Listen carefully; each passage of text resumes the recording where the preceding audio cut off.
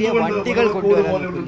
Palakkad division വിഭജനത്തിനെതിരെ ഇന്ന് UDF എംപിമാരുടെ നേതൃത്വത്തിൽ പാലക്കാട് ജില്ലാ ഡിവിഷൻ ഓഫീസിന് മുമ്പിൽ സത്യാഗ്രഹം നടന്നുകൊണ്ടിരിക്കുകയാണ്. തിരുവോണ ദിനത്തിലും പ്രതിഷേധത്തിലാണ് കേരളത്തിലെ UDF എംപിമാർ നമ്മോടൊപ്പമുള്ളത്. നമ്മോടൊപ്പം ചേരുന്നുണ്ട്. ഓണദിനത്തിലാണ് ഈ സമരത്തിന് കടക്കേണ്ടി വന്നത്. തീർച്ചയായും നമുക്കെല്ലാവരും അറിയാവുന്ന കാര്യമാണ്. ഈ പ്രശ്നത്തിൽ ഗവൺമെന്റ് എടുത്ത നടപടി അനീതിയാണെന്ന് പറഞ്ഞാൽ ശരിയാവില്ല. ക്രൂരതയാണ്. ഒരു ഗവൺമെന്റിന് സ്റ്റേറ്റ് ഗവൺമെന്റ് ചെയ്യാൻ കഴിയുന്ന ഏറ്റവും ക്രൂരമായ നടപടിയാണ്.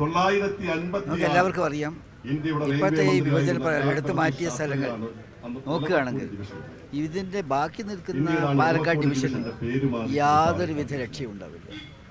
ആളുകളുടെ സാധ്യതകൾ മങ്ങലേൽക്കും. പുതിയ പോസ്റ്റുകൾ ക്രിയേറ്റ് ചെയ്യാൻ കഴിയില്ല. മറ്റു മാറ്റങ്ങൾ ഉണ്ടാക്കാൻ കഴിയില്ല. പുതിയ വണ്ടികൾ കൊണ്ടുവരാൻ പറ്റില്ല. ടെർമിനൽ സ്റ്റേഷനുകൾ എന്ന പദവി ഉണ്ടാകാതെ ദരിദ്രമായ അതുകൊണ്ടുള്ള പ്രക്ഷോഭത്തിൽ തുടക്കമാണിന്ന്. ഇത് ശക്തിപ്പെടുത്തി രാജ്യവ്യാപകമായി ഉയർത്തിക്കൊണ്ടുവരണമെന്നാണ് ആഗ്രഹിക്കുന്നത്. മുഖ്യമന്ത്രി അദ്ദേഹം കൃത്യമായിട്ട് ആ കാര്യം പ്രതികരിച്ചിട്ടുണ്ട്.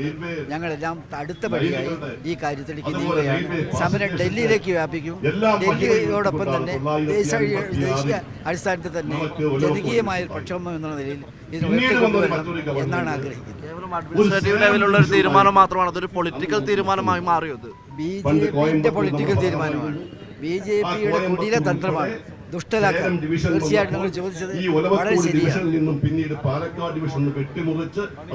ശക്തമായ പ്രക്ഷോഭങ്ങൾ ഇന്നു മുതൽ തന്നെ പ്ലാൻ ചെയ്യാൻ തുടങ്ങും. പെട്ടെന്ന് മറ്റ് സമരം വ്യാപിപ്പിക്കുന്ന സംഗതി അനൗൺസ് ചെയ്യും. സമരത്തിലേക്ക് കടക്കാൻ തന്നെയാണ് UDF എംപിമാരുടെ തീരുമാനം.